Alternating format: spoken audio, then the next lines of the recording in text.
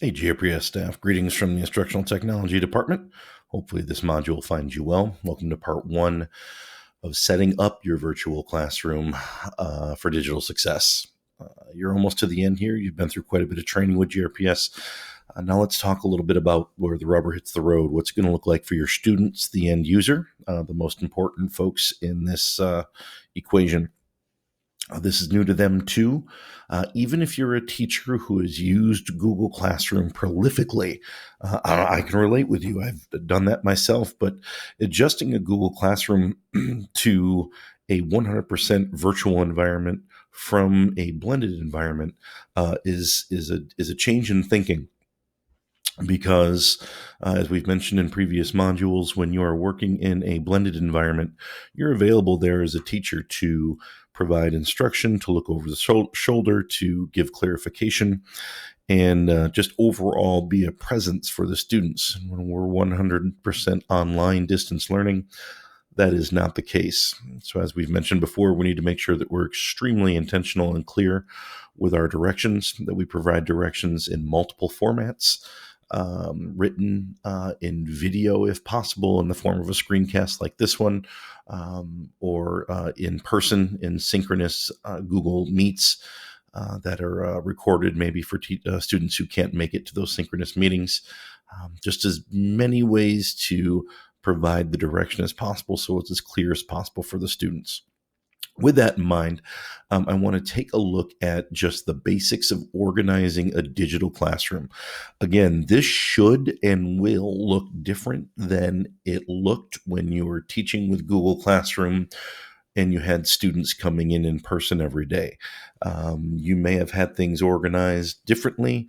We're going to recommend some best practices and some recommendations in terms of how you might lay it out moving forward for the next 6 weeks, so it is a little bit more user friendly. So let's take a look at one of my sample classrooms here. You see I've got two classrooms that I've created for this distance learning, and I've used the GRPS recommended naming conventions to make it easier for me to find my classes both now and next year when I come back into Google Classroom and want to reuse posts. And it also is easier for my administrative staff to find my classes on their dashboards, which are going to be way more busy than this if I need any support from them. So make sure you're utilizing those naming conventions. Let's go ahead and click into this class. You'll see that I've turned off, again, notifications per earlier modules here to keep this stream clear. Number one, and first and foremost, we want to make sure that we're using announcements. We'll talk about those announcements a little bit later on in this module. For the purposes of organization, let's go visit classwork. You'll notice in classwork that I have got some things set up in here, and I want to walk through those real quickly.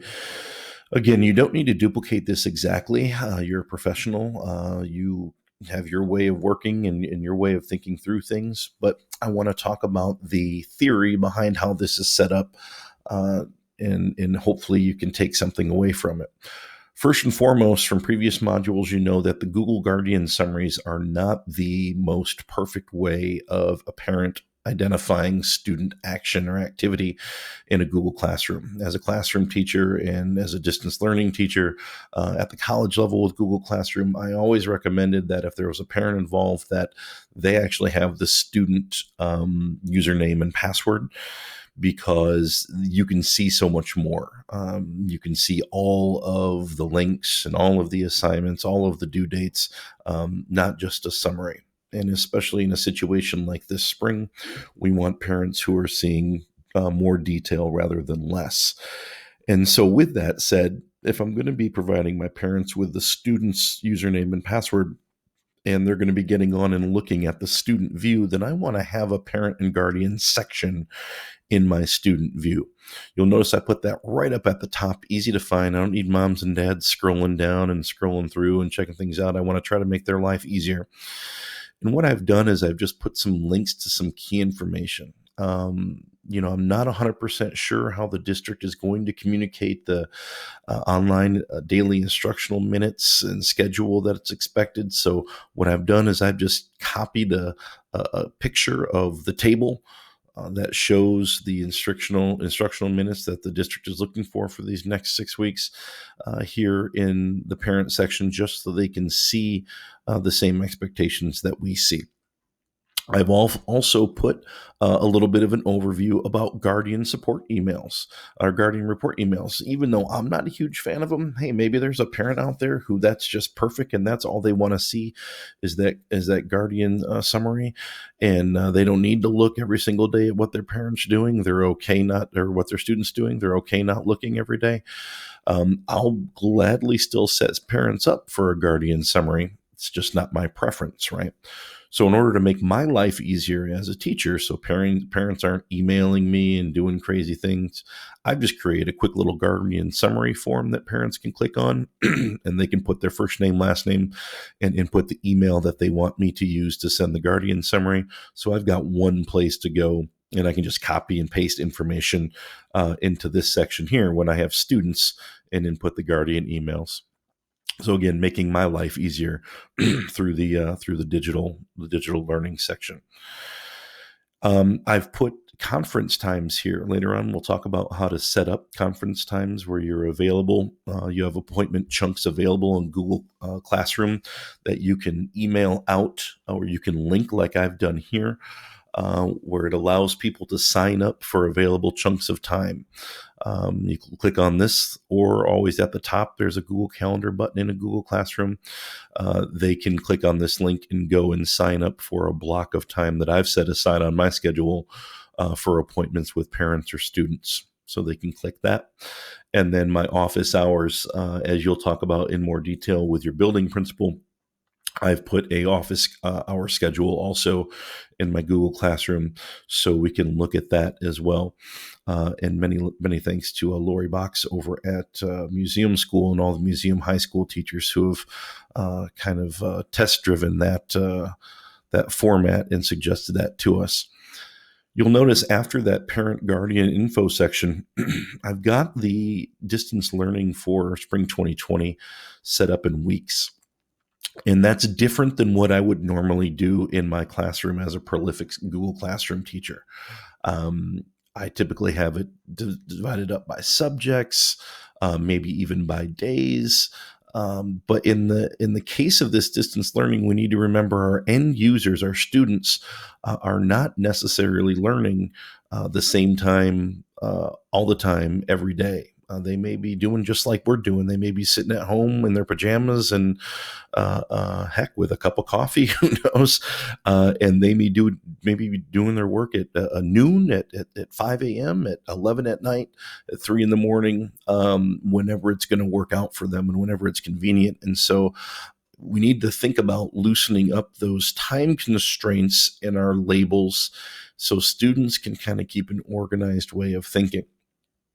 For this week, we're going to be doing a little bit of a soft launch on the 23rd and 24th. And by soft launch, all we mean is, hey, get in touch with your students if you haven't already. So many of you already had. Thank you so much for being on top of that and keeping in touch with your kids. I know they appreciate it. The 23rd and the 24th of this week, hopefully will allow you time to kind of be setting up your digital classroom if you haven't been working on that already, and just reaching out via email and via phone to students and families to get them enrolled in or navigated to your online classrooms. And so it's going to be really no academic work for your students unless you're someone who's already got stuff set up and it's been a pretty seamless transition for you.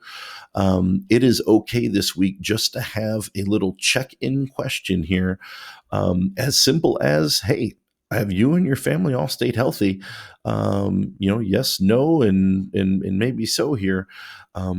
So you can see who made it online and who can access the class. It's almost like an initial, first day attendance.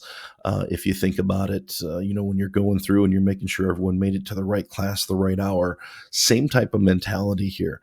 And again, even those of you with established Google Classrooms, you're not going to be able to use this People tab, right, to see who is logged in new into this distance learning section, because you're going to have your students all enrolled in your class, this is going to become more important for you so you can see who has connected digitally.